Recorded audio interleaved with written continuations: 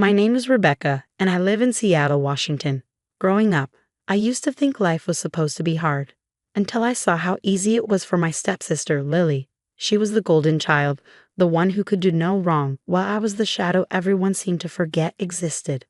When my mom passed away, I was just 8 years old. My dad remarried within a year, and that's when everything changed. My stepmom, Karen, came into our lives with her perfect smile and sugary sweet words, but it didn't take long for her true colors to show. To her, I wasn't her stepdaughter, I was free labor. By the time I was 10, I was cleaning the house, cooking meals, and running errands like I was a full-time maid. Rebecca, set the table. Rebecca, do Lily's laundry. Rebecca, why isn't the floor spotless? It didn't matter how much I tried or how tired I was. It was never enough. Meanwhile, Lily got to play with her friends, go to dance classes, and wear the prettiest dresses Karen could afford. Karen would gush over Lily at every opportunity. Look at my sweet girl. She's so talented, so beautiful, so smart. And then there was me, the invisible one. Unless I messed up. Then I was a disrespectful brat, or lazy, or just like your mother, said with a sneer that cut deeper than anything else. I used to dream about what life would have been like if my mom were still alive. Maybe she would have protected me, stood up for me. Maybe I wouldn't have felt so small in a house where my presence seemed more like an inconvenience than a part of the family. Even back then, though, I knew I had to survive. So I worked. I stayed quiet. I hid my anger and sadness because crying only made things worse. And every time Karen praised Lily while criticizing me, I told myself one day I'd leave, and they'd never have control over me again. I turned 20 on a cold February day. Birthdays were never a big deal for me growing up, and I didn't expect much. But this one felt different, like maybe I'd finally outgrown the little girl who used to cry herself to sleep. Karen, of course, made a big show of how much she'd done for Lily's birthdays over the years. Big parties, balloons, cakes shaped like unicorns. For me, nothing. I figured I'd just sneak a slice of cake and enjoy it quietly in the corner while they fawned over Lily's latest college accomplishment or whatever Karen wanted to brag about that day. But something snapped in me that evening. When they brought out the cake, a small store-bought thing Karen probably grabbed last minute, I decided to stop waiting for permission. It was my birthday after all. I reached out and cut myself a slice. Just one piece. That was all it took. Rebecca. Karen's voice rang out like a whip. Before I could even react, she stormed across the room, her face flushed with anger. How dare you touch that without asking me first? The next thing I knew, her hand connected with my cheek. Hard. The room went silent. My dad stood there, frozen, as if he couldn't process what had just happened. Lily looked embarrassed but said nothing. Tears stung my eyes, not from the slap but from the humiliation. Karen didn't stop there, though. You're ungrateful, selfish, and disrespectful, she spat. You can't even follow the simplest rules. I stood there, the sting of her hand on my face, my hands shaking, and something in me shifted. I didn't cry. I didn't run to my room. I just stared at her, taking in every word, every ounce of disdain she threw at me. Happy birthday to me. After this incident, I left the home. Years later, I barely recognized the girl who used to flinch at every sharp word, who stood frozen in the living room as her stepmom berated her in front of everyone. That girl was gone. I was 26 now, living in Portland and working as a project manager at a small but thriving tech company. My life wasn't perfect, but it was mine. I had an apartment I loved, friends who felt more like family, and a sense of peace I'd never known growing up. I hadn't spoken to my dad or Karen in years. After that birthday, I stopped pretending to care about their approval. By the time I graduated college, I cut ties entirely.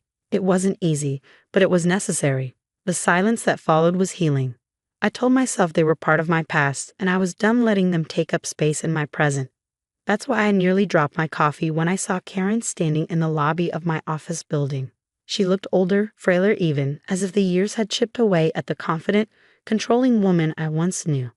But her sharp eyes and that familiar air of entitlement were still there. Rebecca, she said, her voice unnervingly soft. I wanted to turn and walk away, pretend I didn't know her. But something in her expression stopped me. Curiosity, maybe, or pity. I wasn't sure. Karen, I said, keeping my tone even. What are you doing here? She hesitated, clutching her purse like it was a lifeline. "I need to talk to you." I sighed and led her to a nearby cafe, keeping my guard up. We sat across from each other, the awkward silence stretching between us. Finally, she spoke. "Your father and I, we hit some hard times." I raised an eyebrow. "Hard times?" She nodded, her lips pressing into a thin line. "Lily, she's gone. She moved to New York, married some big shot lawyer, and hasn't spoken to us in over a year." That was surprising. Lily had always been the golden child, the favorite. But I kept my expression neutral. "And?" I prompted. Karen's eyes darted away. "Your father lost his job. We had to sell the house. We're renting a small apartment now, but the rent is overdue. We're about to be evicted." I leaned back in my chair, letting her words sink in. "And you came to me because you're doing well for yourself," she said, her voice tinged with desperation. "We need help, Rebecca.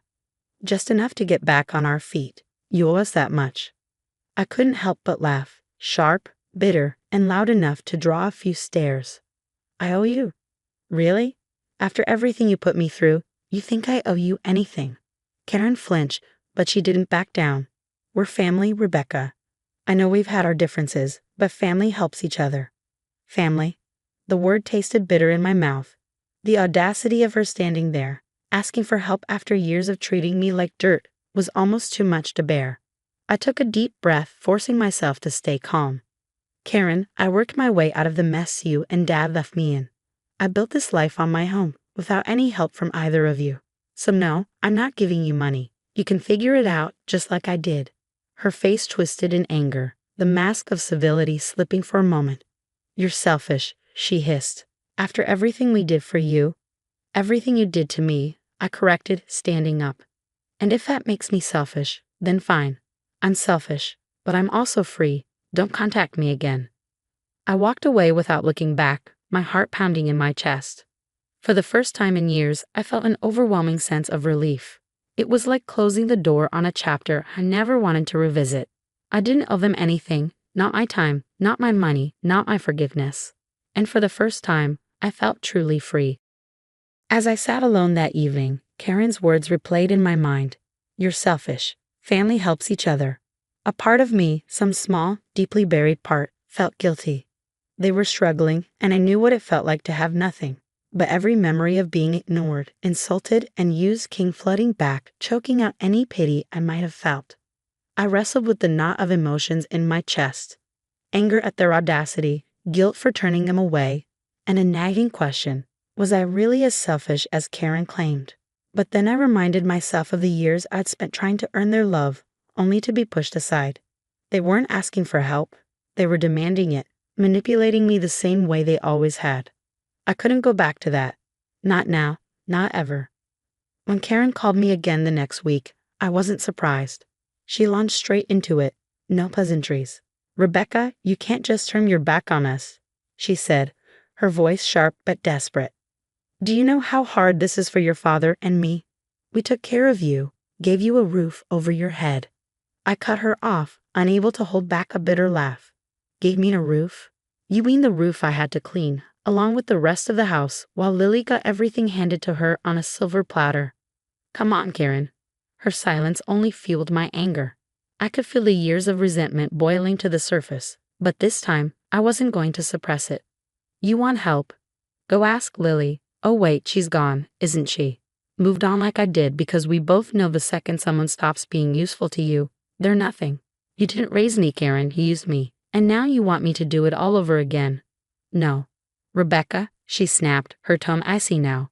"You're being cruel. We're your family. This isn't how a daughter treats her parents." "Family?" I scoffed. "You made it clear a long time ago that I was never part of your family, so don't you dare try to guilt me now. I owe you nothing."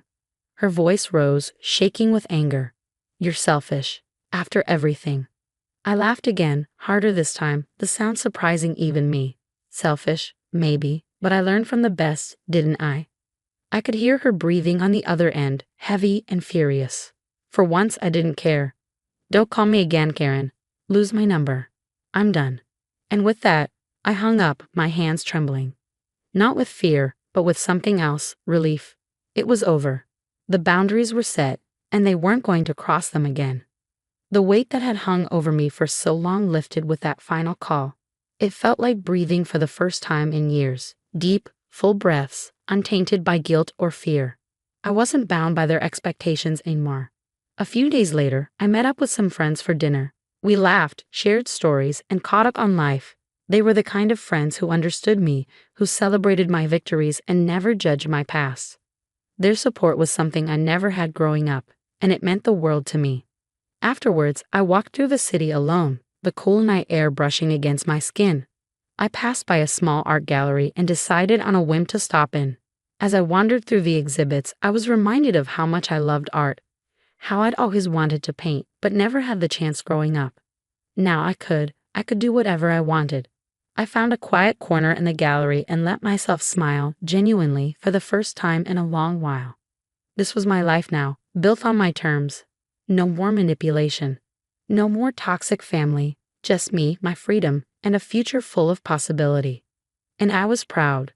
Proud of who I'd become, proud of the strength it took to walk away, proud that I could finally enjoy my life fully without looking over my shoulder.